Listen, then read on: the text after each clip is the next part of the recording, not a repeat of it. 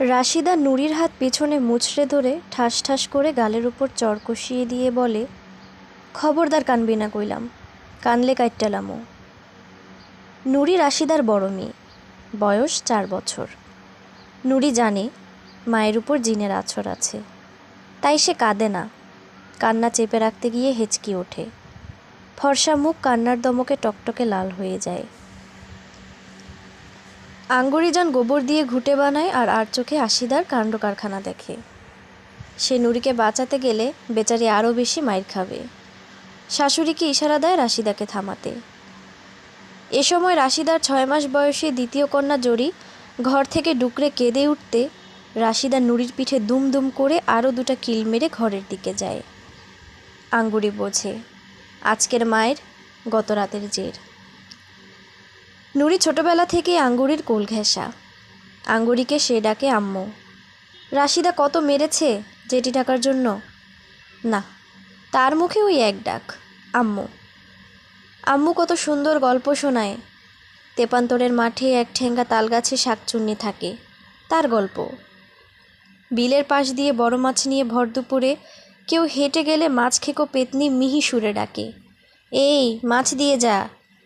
আঙ্গুরি কী যে সুন্দর করে চোখ গোল গোল করে মাছ খেকো পেতনির অভিনয় করে দেখায়। নুরি ভয়ে আতকে উঠে আঙ্গুরির গলা জড়িয়ে ধরে, তারপরও শোনে, বড় ভালো লাগে। গৌরীপুর থেকে বহু দূরে ময়মনসিংহ নামের শহর আছে। সেখানে মেলা বসে, বায়োস্কোপ আছে, বান্দর নাচ আছে, নাগরদোলা আছে। নুরির শিশুমন রূপকথার পঙ্খিরাজে সওয়ার হয়ে ময়মনসিংহ শহরে চলে যায়। রাতে আঙ্গুরির বুকে মুখ লুকিয়ে সে ঘ্রাণ নেয়।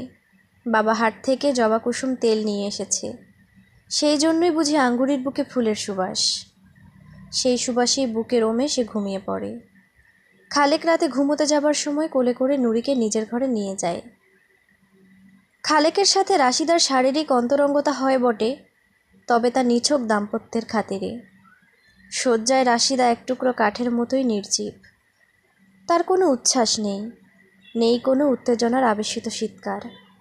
চরম মুহূর্তেও সে মাঝে মাঝে বিড়বিড় করে, কি বলে কাকে বলে সেই জানে। খালেক ক্লান্ত হয়ে পাশ ফিরে শোয়। রাশিদার সাথে মিলিত হতে তার বড্ড একঘেয়ে লাগে। দেহের সাথে দেহের ঠোকাঠুকি হলে কেবল ভোঁতা শব্দ হয়, অঙ্গের সাথে হৃদয়ের সঙ্গ না মিললে জলতরঙ্গের মধুর বাজনা সৃষ্টি হয় না। গত রাতে খালেক প্রায় দিনের মতোই ঘুমন্ত নুরিকে আনতে আঙ্গুরির ঘরে যায়। একটু পরে রাশিদাও জরির দুধ গরম করতে ওঠে। আঙ্গুরির ঘর পেরিয়ে চুলার কাছে যেতে গিয়ে দেখে আঙ্গুরির ঘরের দরজা ভেতর থেকে বন্ধ। খালেক কী নিয়ে যেন গল্প করছে আর হেসে গড়িয়ে পড়ছে আঙ্গুরি। তার হাসির শব্দ কাচের চুড়ির রিনঝিনের মতো। হাসি শেষ হয়, কিন্তু তার রেশ রয়ে যায়। গায়ে গরম ভাতের মার ঢেলে দেয়া কুকুরের মতো ছিটকে সরে আসে রাশিদা। মাথা থেকে পা পর্যন্ত প্রতিটি রোমকূপে, শিরায় শিরায়, প্রতি রক্তকণিকায় ছলকে ওঠে দুধর্মনীয় ঈর্ষা। নুরির উপর তখন থেকেই প্রবল জেদ হয়।